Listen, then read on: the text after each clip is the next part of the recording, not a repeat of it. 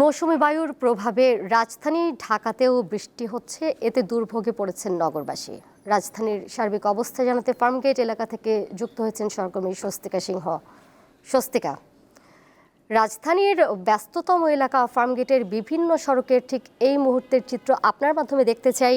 বিশেষ করে জলাবদ্ধতা এবং যানজটের খবর আমাদেরকে জানাবেন।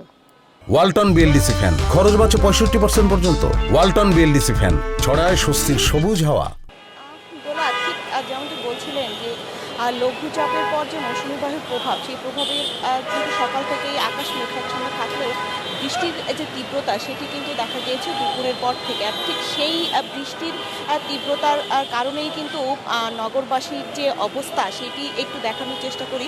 ঠিক বৃষ্টির যে সময়টা, সেই সময়টা আজকে শনিবার যারা অফিসগামী মানুষরা রয়েছেন বা কাজের প্রয়োজনে যারা একান্ত কাজের প্রয়োজনে যারা বের হয়েছেন, তারা কিন্তু আসলে চরম দুর্ভোগে পড়েছে। কারণ ঠিক যে সময়টাতে মানুষ ঘরে ফিরবে দিনের কাজ শেষ করে, সেই সময়টাতেই কিন্তু এই বৃষ্টির কারণে কিন্তু রাস্তাতে দীর্ঘ সময় এই যানজটের যে পরিস্থিতি সেটি কিন্তু অনেক সময় ধরে থাকছে এবং বলতে গেলে গাড়ির চাকা প্রায় না চলছে না সেটাই বলা চলে। আবার পাশাপাশি ঠিক কাদা পানি এবং খুব কিছু কিছু জায়গায় প্রায় জায়গায় আসলে দেখা যাচ্ছে যে সামান্য জলাবদ্ধতাও আসলে তৈরি হচ্ছে।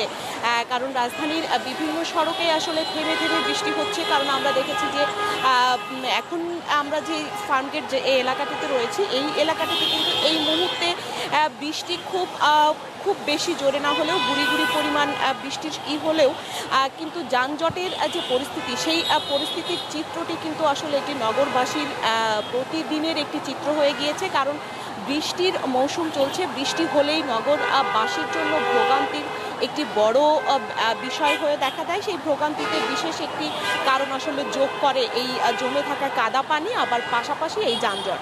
এই যানজটে যারা সাধারণ মানুষরা আসলে বের হয়েছেন, তারাও কিন্তু অনেকে আসলে গাড়ি পাচ্ছেন না।